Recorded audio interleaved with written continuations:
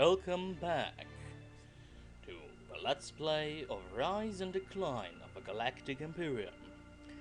Now, last time we finished the first turn and found out that an invasion of pirates due to a pirate leader who dastardly united the pirate clans happened. Now we're on to the second turn. So, once again, we'll go through the general gameplay outline for every turn to see what happens. We check the general status. It's turn 2, so no advancing the average tech level, no new expedition, no prestige projects. Now, we'll check for reinforcements. There are no reinforcements right now. So, we go to the current event check. The current event check usually happens over here, and it allows us to reroll for events whether they might prematurely end, for things like a plague and stuff like that. But, in this case, as we have already determined, the pirates do not just go away like that. So, next we go to the random event movement. Now, last time we didn't have anything to do in the random event movement. This time that changes, because we've got a minor pirate flotilla and the united might of the pirate clans. Now, first we check for applicable units. Yes, we have applicable units. Next we roll on E2 for every unit applicable. Now, you might wonder, what is E2? Actually, it seems there's a mistake. E2 is a random major event table. I think he meant E4, the random movement axis. So let's quietly go over there and fix that. Okay, now we'll roll on E2 for each fleet. Basically, let's start with a minor one. Now, if you're wondering how does a move look like, well, it's not that difficult actually. It's a very handy little thing happening here on the chart. It's down there. So there. That's E4, the random movement axis. It'll determine when, how, and where our enemy units will move to. Let's see. For now, we roll a d10 for the minor pirate flotilla. 2. Well, they'll move out into the stellar void, it seems. Let me check if pirate units can enter the stellar void. I don't think so. Or perhaps he disappears?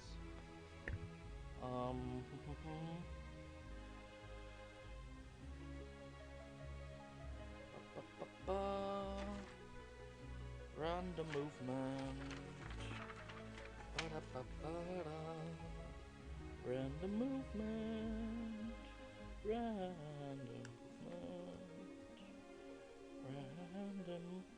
814.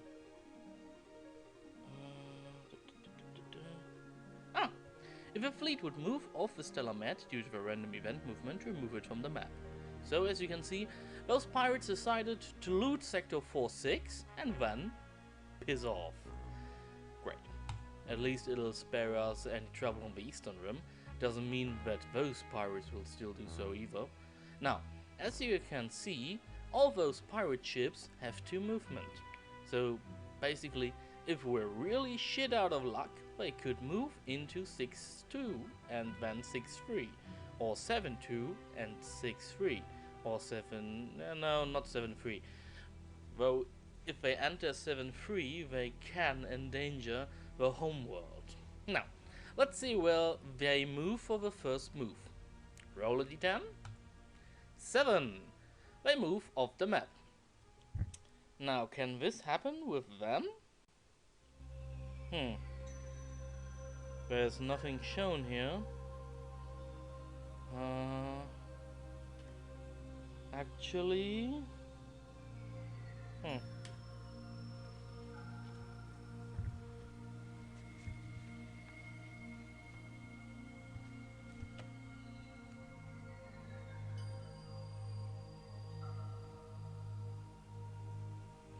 Interesting. So, after I've come off from talking with the developer, it seems that a fleet from an event that moves off the map doesn't necessarily disappear. Basically, we treat the roll we've just made as if it was a no-move roll, because otherwise the whole event would be kind of pointless. So, their first movement point was no move. Let's see what they do for their second movement point. Well, let's take a look. Pirates. Pirate units attack and invade only sectors under Imperial rule, so they won't attack this sector. Well, it's a small comfort at least that we won't have to encounter pirate units up there. Next move is 7-2, so that means that they'll stay stationed there. So basically, 2 times new move. Okay, that's it for the pirates. Now, let's continue on. After we have made the random event movement, we go for checking on the random events table. You've already seen this one during your past turn. That's this one. Now, let's roll a 2d6, add them, and see if we get a minor, 2 minor, or a major and a minor event. 2 and 2, it's a 4. There's no event this turn. I'd only wish. Now, no event this turn means we can skip almost everything.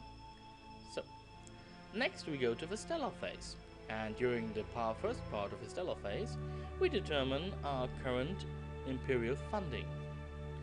You've already seen during the last turn what this means.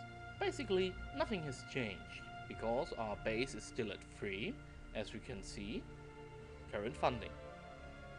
So as nothing has changed, and I can see no useful change because nothing else has happened, we can basically take our Imperial funding marker and put it on 3. So there, 3 Imperial funding points. Next, we can go to our next stellar action. Now, what do we do this turn? It'll become more complicated. First of all, I'd like to move these fleets, basically activate this system, to Sector 5-4. The problem I have with that is that it's kinda basically pointless. And you might ask why. Well, the reason is simply, right now we're getting a bonus of 1, 2, 3 points to any annexation roll we are trying to make here. Now, if I were to try to annex any system, of course it would be useful to have a fleet there because we get additional bonuses. But really, we need to expand, and we need to expand fast. Even though the pirates are coming, they don't have endless troops, and let's face it, this can go to shit really fast if we don't do anything about it. So, I'll take 1 point of Imperial funding and activate the fleet. And I move the fleet from here to Sector 5-4 to 6-5. And there we go. So, as you can see, 1-2 movement, or 1-2 movement. Basically, fleet has moved. So, now we've still got 2 funding points left. Now, the difficult thing we have right now is as follows, because right now we can still do something. We have still 2 points of Imperial funding. However, if we don't have any points of Imperial funding, we won't do anything in the political phase.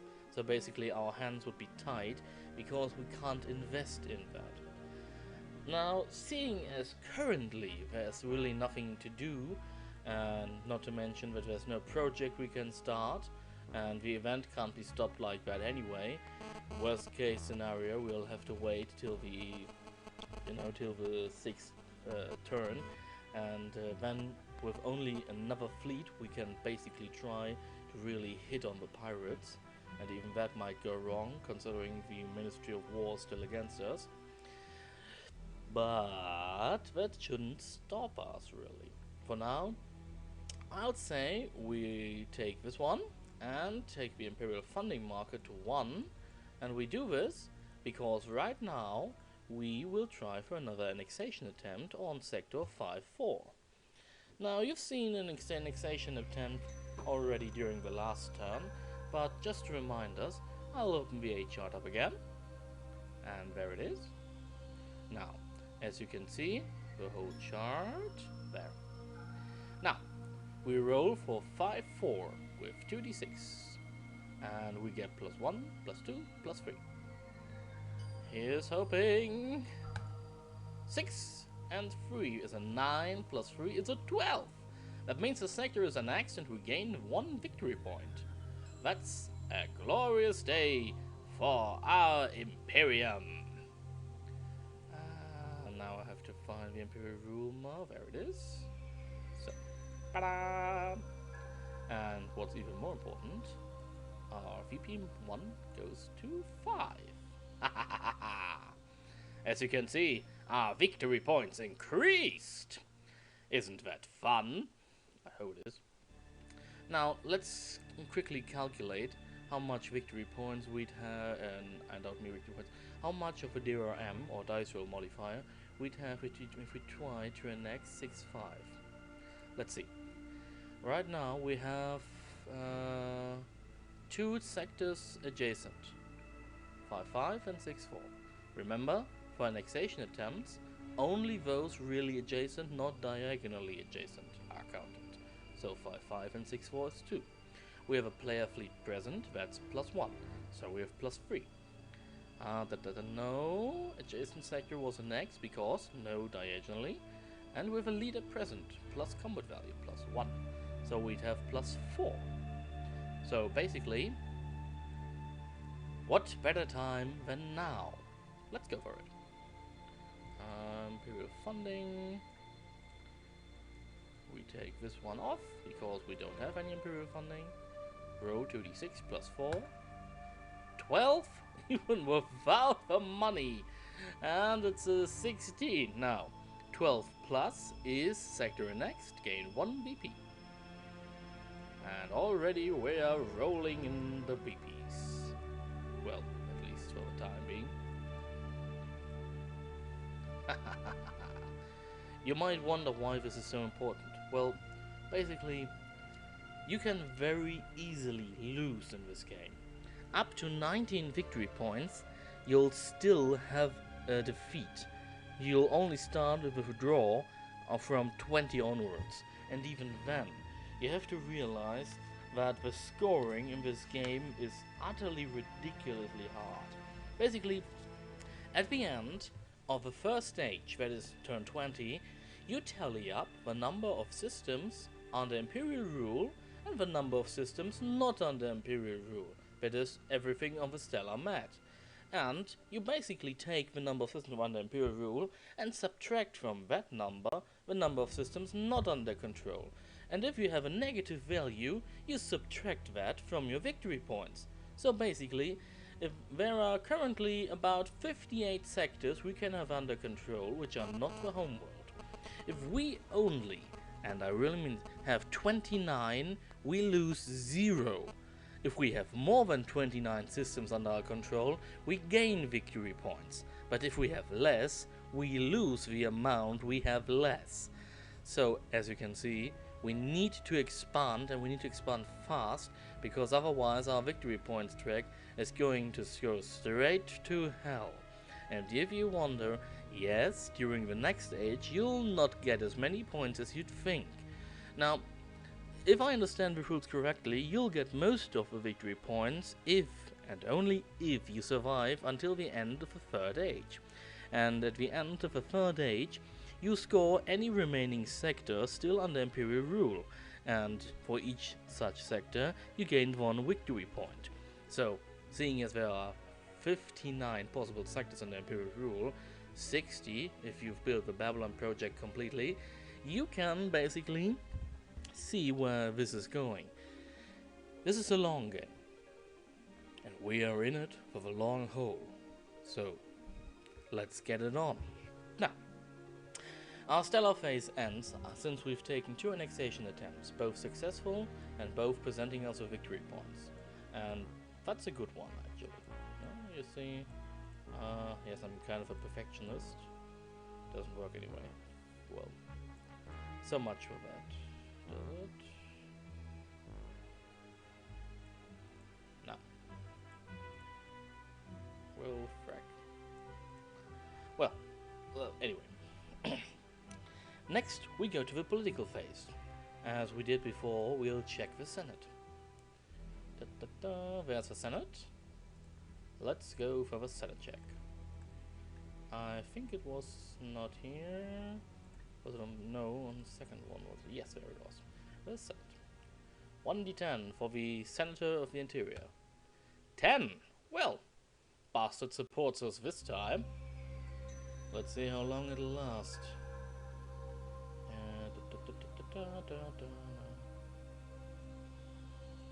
Senate support. Next, the Senator of War. 5. Oh, someone has changed his opinion. He's decided that he's no longer opposing us.